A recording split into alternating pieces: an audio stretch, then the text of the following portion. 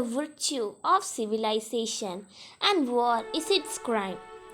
Mankind must put an end to war before war puts an end to mankind. War settles nothing. It is as much a punishment to the punisher as to the sufferer. It's been about 76 years since the bomb was dropped. Its impact felt for generations. City can erase its past, but it can build on its long history. 76 years ago, the United States denoted two nuclear weapons over the Japanese cities of Hiroshima and Nagasaki on 6th and 9th August 1945, respectively.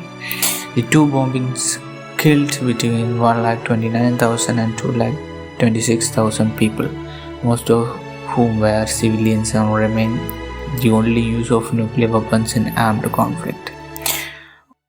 I was in my room, which faces the valley, and suddenly I saw a light, like magnesium light, flashlight, which filled the whole valley.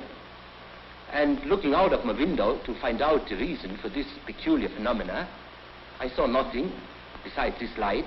And turning from the window to the door of my room, I heard a crash. It may have been 10 seconds after seeing the light, the flashlight.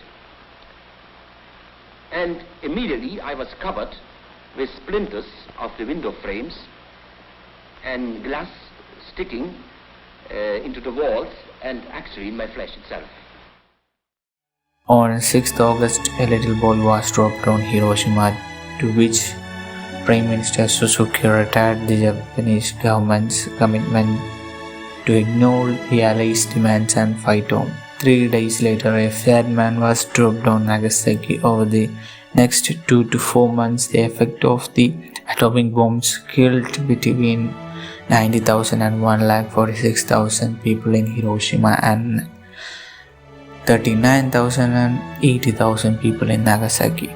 4 months afterward, large number of people continued to die from the effects of burns, radiation, sickness and injuries compounded by the illness and malnutrition.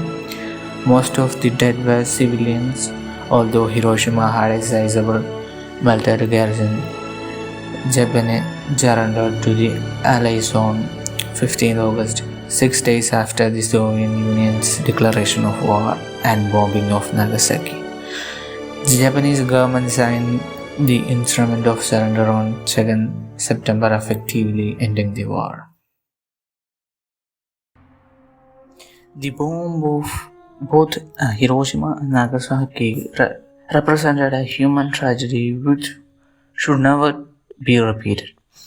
Every August 6 at 8 am, the city of Hiroshima holds the Peace Memorial ceremony in Hiroshima's Peace Memorial Park with survivors, related and members of the public to consolate the victims of the atomic bomb and to pay their respect and pray for the realization of letting World War peace.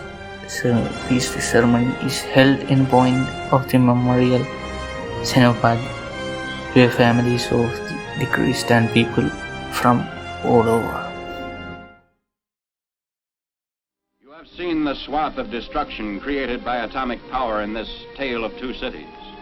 The world's greatest minds in science, statecraft, and military matters are wrestling with the problems created by the atom.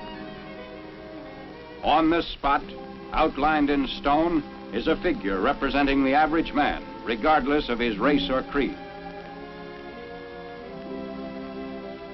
These atomic footprints on the sands of time can never be erased.